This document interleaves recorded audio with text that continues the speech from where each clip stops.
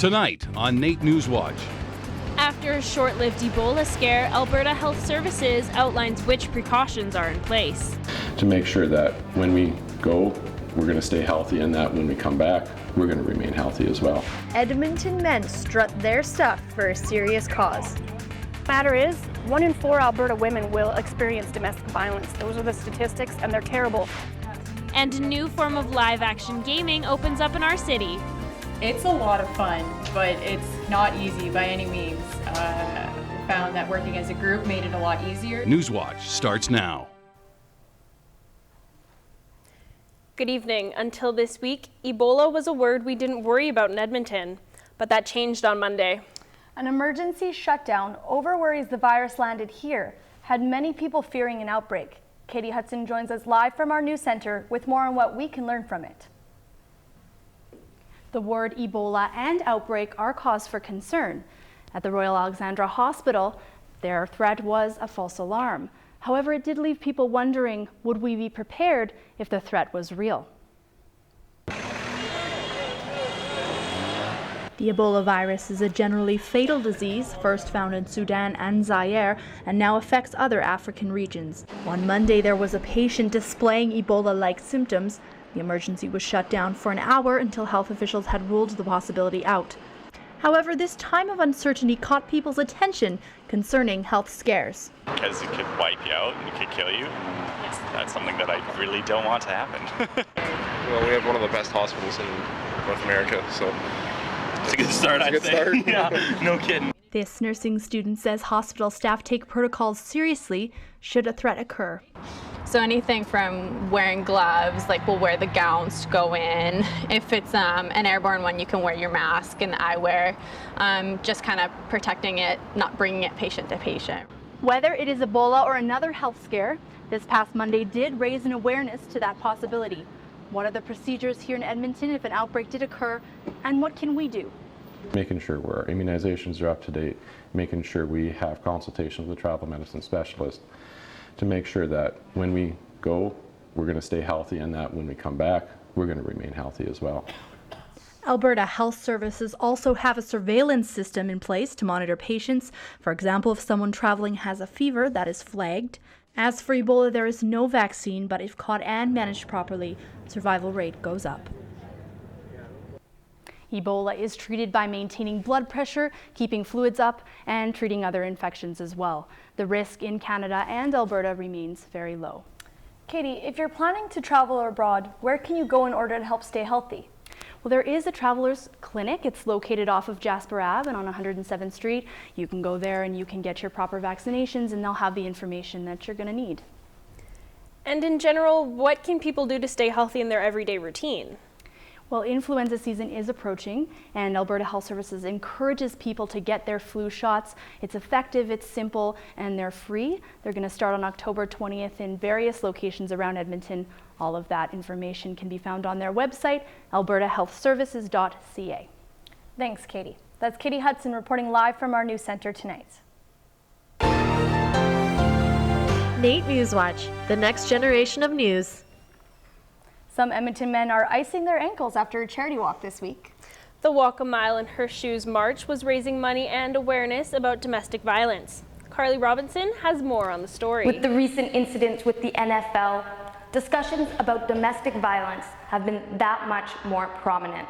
Many are coming forward online with their own personal stories. Although some are still saying this is mostly a woman's issue, hundreds of Edmonton men put their best foot forward for the cause earlier this week. Close to 200 men had the chance to slip on a pair of stilettos. My calves look awesome. The shoes acted as a lighthearted way to show support, while opening a discussion about domestic violence. Violence is something that nobody should ever have to experience, especially in a household. I mean, in a perfect world, you should be able to talk things out or express yourself in some other kind of way that doesn't have to harm anybody. The conversation is also growing online, and local support groups stress that proactive prevention is key. That's where it really has to start, because we don't want to start it after the woman is in shelter with no place to go. Alberta has one of the highest rates of domestic violence in the country. Reimer says This is worsened with the rapid population growth the province has seen, while funding for shelters and services has not increased. Proceeds from the Walk a Mile aim at reducing these numbers and to move victims from crisis to stability. So far, Walk a Mile in Her Shoes has raised $80,000, but they're aiming for $120,000. They're still accepting donations till the end of the month on their website. That's Carly Robinson reporting from downtown. Over the next 5 years, the Mental Health Foundation and Alberta Health Services will be working together to establish mental health clinics all over our city. It was at that moment that everything becomes worth it. And that's the moment that I want for you. This past Wednesday morning was the annual Take a Mental Health Break breakfast. The event is one of the most successful fundraisers that gets put on for mental health awareness each year. The funds raised will be used for the new clinics. They're all talking about the importance of addiction services, mental health services for families and youth and kids. A crowd of over 800 attended the breakfast this year, including Kevin Rempel, a Paralympic bronze medalist. At this point, the location of the proposed clinics are not known. Movement to make the downtown Arena District a pedestrian-friendly area has begun. City Council has agreed to sell a block of 103rd Street between 104th and 103rd Avenue. The likely buyer is the Cates Group Partnership, with plans to create a strip of shops and restaurants similar to Rice Howard Way. The deal would allow road closure to vehicles during major events, which is leaving some skeptical. I think it might kind of screw up the traffic pattern a little bit because 103 Ave is a very direct route from east to west. The Cates Group plans to give the city 1 year notice for any road closures, and there will be going on access for emergency vehicles. The city is planning the addition of 2 major bike routes and hoping making cyclists feel safer. According to feedback gathered from residents, 102nd and 83rd Avenue are ranked the top routes for cyclists. The city will be adding 2 major bike routes to the busy downtown and Strathcona areas to make cyclists feel more comfortable on the road and get them off the sidewalks. Able to cycle at ease without looking over the shoulder every 5 minutes and all that. So I think that alone, by being able to cycle without worry, makes a big difference. Public workshops will be held at the end of October for people to share their thoughts and ideas for the new routes. Some people living in 5 inner-city communities are getting the chance to voice their opinions on the new Realizing Housing Potential project. The goal of the project is to create housing roadmaps for the communities with the help of residents. Alberta Avenue, Central McDougall, Eastwood, Macaulay, and Queen Mary Park are the neighborhoods that are part of the project and are holding open houses to get opinions. And that has kind of morphed into more of an inclusive, public engagement focused project. However, not all residents feel that their community demographic is being shown. But the people that are here do not represent Central McDougall and Queen Mary Park. It's sad. The second phase of the project is set to begin in 2015. This week marked Edmonton's annual Treaty 6 Recognition Day. NAIT also planned events to celebrate the Aboriginal culture and its elders. NAIT held its annual Aboriginal Culture Day with ceremonies such as teepee raising and traditional drumming and throat singing. 2 of NAIT's Aboriginal elders led the teepee raising Thursday morning to show the importance of the relationship between elders and youth. I usually go to an elder because an elder has had life experience, and an elder is supposed to be non-judgmental. Passing down of knowledge and traditions are vital aspects of keeping the Aboriginal culture alive. Students can learn more by visiting the Aboriginal Culture Centre at NAIT. Becoming a volunteer can give your resume a competitive edge coming out of post-secondary, and NAIT is making it a convenient option for students. NAIT held its volunteer fair on campus this past week. The fair gives students a chance to sign up with volunteer organizations without all the hassle of going out and searching for opportunities. In order to find a good job, to get an interview, to for my resume to be attractive, appealing to the organization or the company I'm applying to. With organizations such as the Boys and Girls Club and the Canadian Association for Disabled Skiing being at the fair, students had a wide variety of options. Coming up after the break, the new Gay Straight Alliance at NAIT gets underway. The Alliance puts forward an open invitation to all students. Like, the more the merrier. If everyone's tolerant, then they're welcome, basically. And hopefully that's everybody. Hey, I'm Connor Hood. Coming up in sports, I have some Oil Kings highlights, a new world record attempt, and some Ooks soccer. Stick around. Hi, I'm Daniil Anselmi. The beginning of the fall season was beautiful in Edmonton this week. However, we probably won't be seeing any more of those high temperatures, but we can still expect clear skies next week, and I'll have more details for you after the break.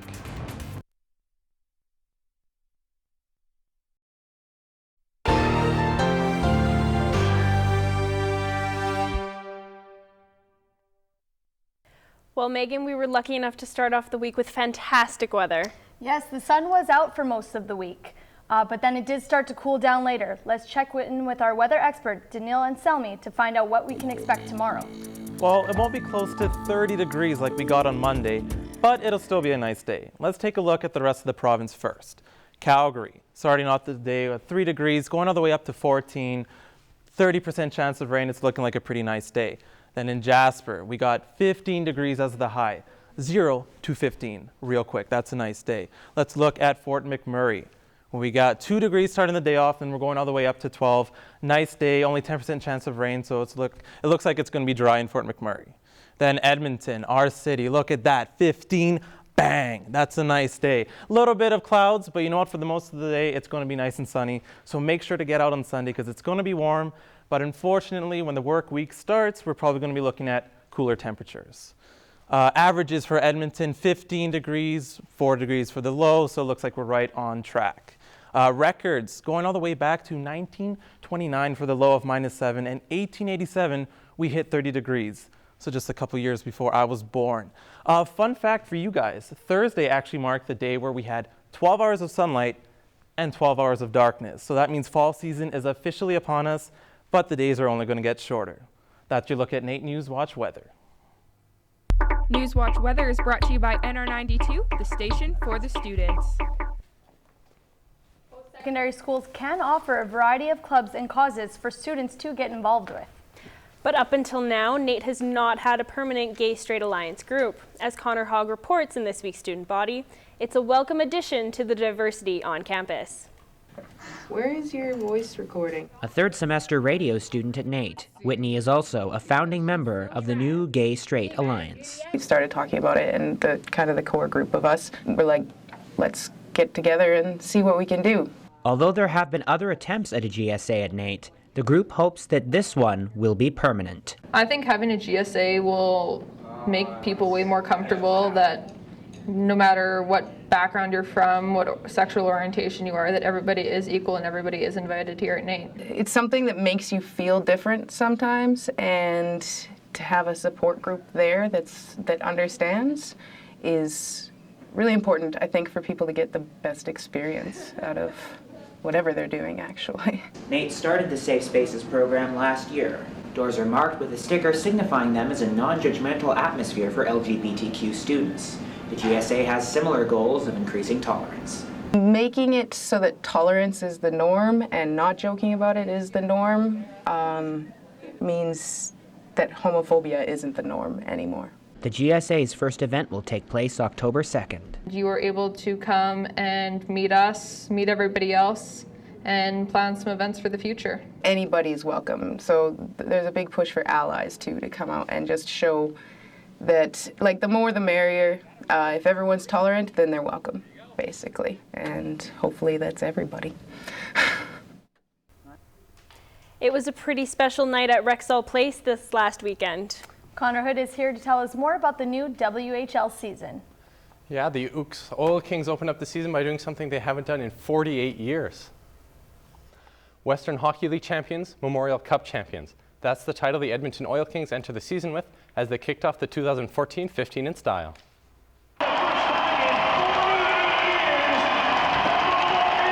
Before the season could start, the Oil Kings raised their championship banners to the rafters in front of the largest opening crowd in franchise history. The Kings started their season against the Kootenay Ice, who have made the playoffs in each of their 16 seasons in the WHL. We're going to pick things up in the first period. Patrick Ney makes the initial save off the point shot, but it's Alex Churva who cleans up the rebound, giving the Ice the early lead. Still in the first, another greasy rebound, this time off the pads of Wyatt Hoffland, and Cole Benson makes no mistake, 1-1. Jump ahead to the second frame, Andrew Kep has a couple chances in front and finally puts it in, giving Edmonton their first lead of the game. We're going to fast forward now to the dying minutes of the third period. Score is now 2-2.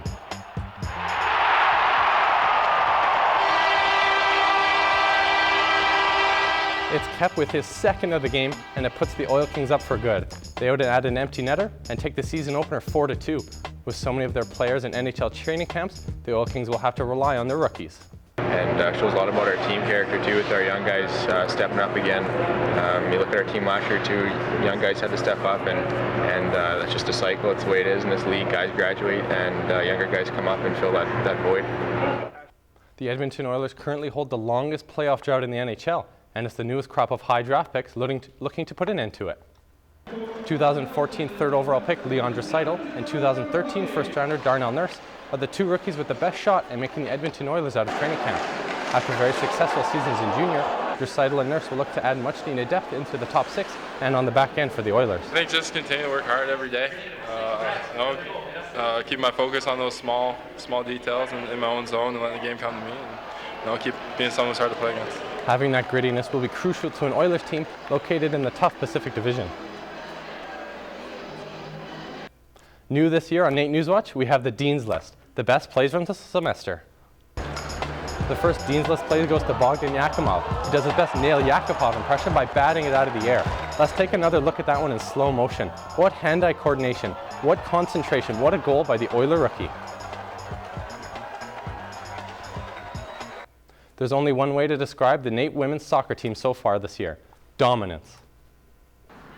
Entering this week, the ladies are a perfect 6-0 and have outscored opponents 45-3.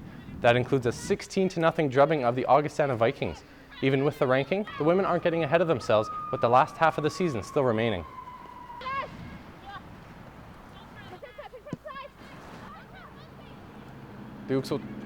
Our competition hasn't been too tough this season, so we're just going to focus on playing our game, not sinking down to the other team's levels.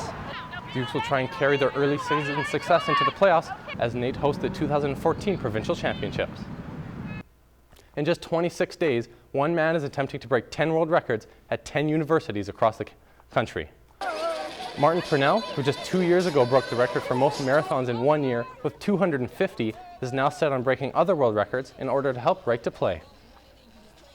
And so Right to Play has developed sport and play-based programs that teach children about leadership, team building, conflict resolution, some of the core life skills. Some of the records include the world's largest game of volleyball, Quidditch, and tunnelball. For more information on Martin's journey or how you can participate, visit canadasquestforkids.com. You always hear the expression, it's as easy as riding a bike, but riding a bike isn't so easy when you take away one of the wheels.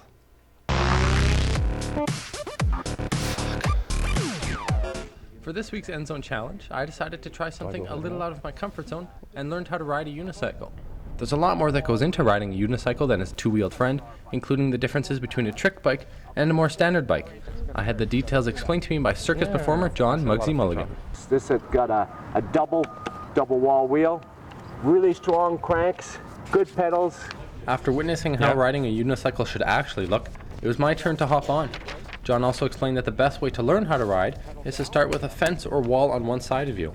The first obstacle for me was just getting on the unicycle, which is tougher than it seems. After finally getting on, I had to gain some confidence and balance. After a few rolls with some help and a quick height adjustment, I tried a solo ride. Bad idea. A couple more chances, and I thought it was time to leave the fence behind. It also didn't last very long. Although the unicycle wasn't designed for someone with my height and lack of balance, for my first time, it couldn't have gone any better. But you did really well, especially in that short period of time that you did. All right, thanks, John. Good work. Thanks Connor. You need to work on your balance a little more on that unicycle. It was actually really hard. I lack coordination and balance, but I more than make up for it in height. Well, maybe you should stick to basketball then, you know. Don't go joining the circus anytime soon. Coming up after the break, Megan and I put on our runners for a couple laps around campus. We participated in Terry's Cause on Campus in honor of Terry Fox's legendary run. It's incredible, and the fact that we'll probably raise between $25 and $30 million this year alone. Hi, I'm Richard Lukács, and in this week's entertainment we're gonna spend some quality time in the cinema. As the Edmonton International Film Festival happening right now, we're gonna take a look on the upcoming Fright Fest Annabelle and visit a local special effects-based film production. All that and even more coming up in entertainment. Hair services provided by Salon and Spa Rocks. NAIT's outerwear clothing sponsored by Elite Sports. Most of us will remember our elementary and junior high school's involvement in the Terry Fox runs that take place throughout the month of September. Now post-secondary institutions are joining in on the cause. Megan and myself took part in Terry's Cause on Campus here at NAIT.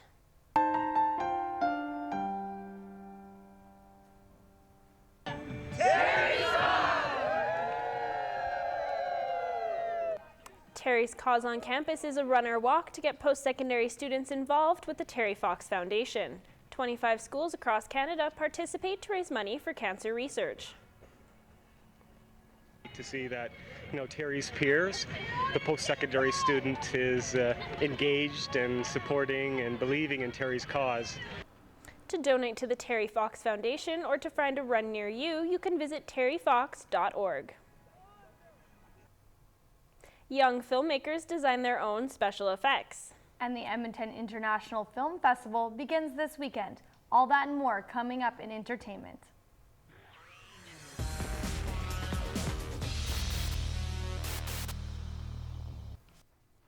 A group of local filmmakers are building a future and at the same time paying tribute to the past as they are making a science fiction filled with classic practical special effects. This is the left arm of the bipod that's going to be shooting lasers at our heroes in our movie. Based on the success of their short film called The Last Video Store, they are about to move on to a whole new dimension. The short was initially going to be the first episode of the web series, but through lots of encouraging words to just make it a feature, we decided, why not? Let's make it our first feature film. One would think that a futuristic science fiction that relies heavily on visual effects is very expensive to make. But they are about to prove that creativity and enthusiasm can replace money in the film industry. And we make these guys with no budget, taking parts out of dumpsters and taking parts from pawn shops and gluing them all together and throwing together these crazy monsters. About 7 of us working day and night. We got a lot of crazy stuff that we're packing into this film. More information and updates on the production can be found on the Last Video Store Movie Facebook page. Movie lovers are going to be spoiled in the upcoming week, with the Edmonton International Film Festival taking place at the Landmark Cinemas.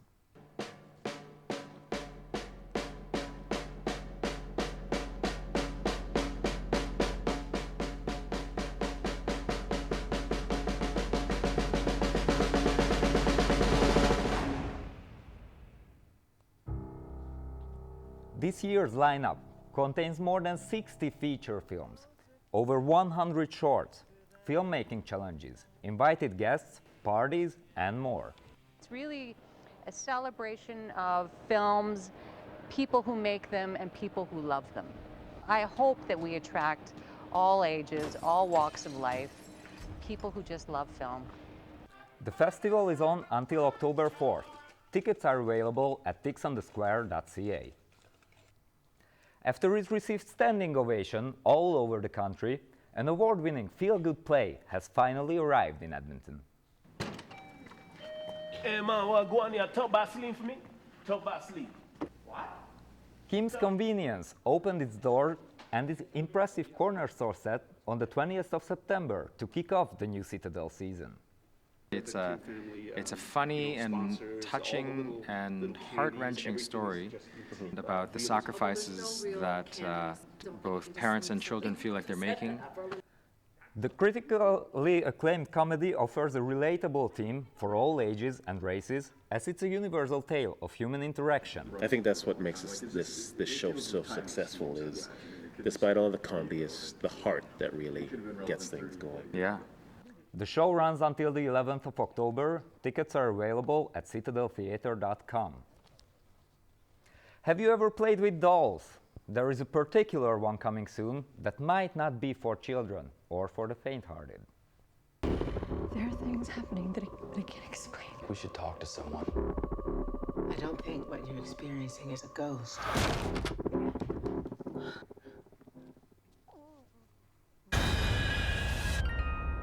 Sometimes demons can attach themselves to objects.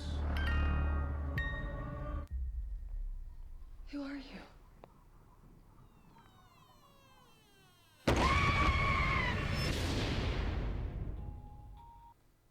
Now, as a mad fan of the genre, I can't wait to see this film. If you feel the same way and want to catch it on its premiere next Wednesday, here's your chance.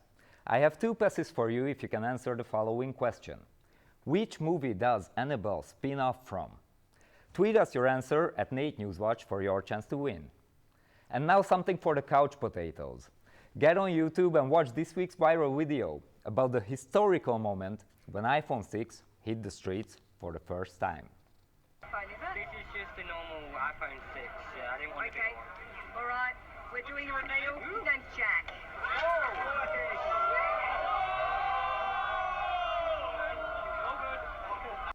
Wow, that's tough luck. Let's hope you didn't have to go back to the line to get a new phone.